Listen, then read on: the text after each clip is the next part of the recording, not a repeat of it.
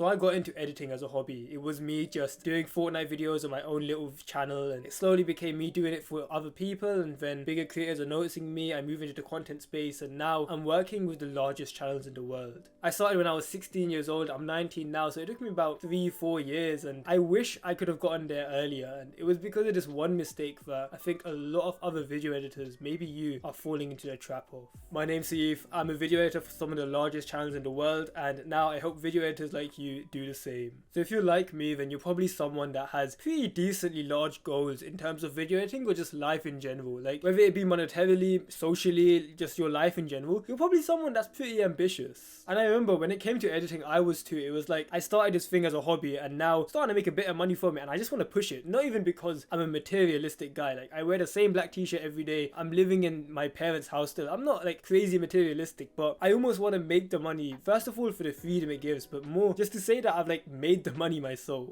And when you're transitioning between them, so doing it as a hobby or doing it for fun, or maybe you're just saying it's going to be on the side, and then moving over to the more like, oh, I'm making 5 to 10k a month, maybe more from video editing, these are the goals that I've now set, there's going to be a slight mindset shift that you're going to need to make. Because something I didn't realize before I started making money from editing is your relationship with your craft becomes so much different. Editing would start as this thing of, okay, I'm just doing it for fun. Like instead of me doing my homework, I would rather be video editing. This was basically my new video game, and now it's slowly becoming from a passion to a job. Like I would start working with these YouTube channels, guys with a couple 100,000 subscribers, some pretty small channels, but I would work with these guys and they're sending me money, I'm doing the videos, but I'm starting to hate it. Like what started from me just editing my own Fortnite clips became me having to stay up late at night to get revisions done for this guy who's barely paying me anything. I'm making like 40-50 bucks a video and it doesn't feel worth it, so I start rushing the videos. I'm thinking that, okay, if I'm getting paid this much, I need to make sure I get it done in this many hours so that I can maximize my hourly rate. I need to make sure I'm getting paid what I'm worth. So that's exactly what I do. I rush the videos. I'm getting paid $50 a video. I'm not going to spend more than 4 or 5 hours on it. How am I going to work less than $10 an hour? And the client's happy with it as well. It's like I'm giving in the videos, he's fine with how they're coming out, so we're both happy. What's the need to change? And it wasn't until I started looking at other editors and I'm realizing how different their mindset was to mine at the time. There's one editor, his name's Rush. Some of you might know him. I'll have his Twitter showing now. And I saw this guy's work on Twitter and he was just so much better than me in every single way. I remember I was really small and I'm looking at this guy like basically he was a god. And it turned out that he was in one of the same servers as me. He was in Finzar's server and he's talking about how much he loves his work and how he puts in extra effort to his work even if he's not getting paid for it. Someone asked him like, but you're not getting paid enough for that. And he literally said like, it doesn't matter to me. And I was on everyone else's side when I was saying that, no, but you should be maximizing your hourly rate. Why would you over deliver when the person isn't paying you much? But the more and more people that I'm meeting, the more high level editors that I'm talking to now, the more I'm realizing that they think on a completely different timeline.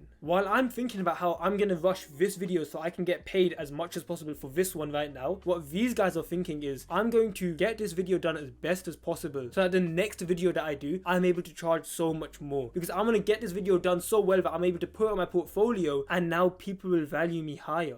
What you see in the top 1% editors and even guys that are coming up now, they think in such longer time horizons. They're not worried about how they can maximize their hourly rate right now. They're wondering, how can I over deliver on this project so that my portfolio is slightly better, which means my next client will pay me slightly more. Because when I mentioned that video editing became less of a fun activity and more of a job, like a boring thing to do, it wasn't because editing was boring, because I enjoyed it a few months ago. Why would I hate it now? It was the fact that I wasn't making progress. I didn't feel like I was being fulfilled by my work.